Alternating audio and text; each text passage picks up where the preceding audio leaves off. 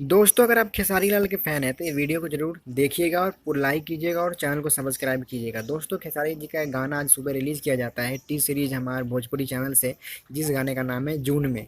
और ये गाना अभी बिल्कुल फ्लॉप चल रहा है और ये गाना अभी ट्रेंडिंग में नहीं गया। ऐसा क्या हुआ ये गाना ट्रेंडिंग में नहीं गया?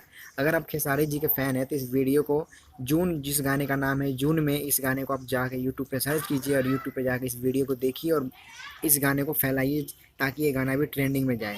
अगर आप खेसारी लाल के फ़ैन हैं तो इस वीडियो को लाइक और सब्सक्राइब जरूर करें और अपने भाई को प्यार और आशीर्वाद दें। दोस्तों खेसारी जी का गाना अभी 5-5 गाना ट्रेंडिंग में चल रहा है। मुरब्बा, बहुराफिया और लागी तो से लगन, ऐसे कुछ गाने 4-5 गाने ऐसे हैं जो ट्रेंडिंग में चल रहा है।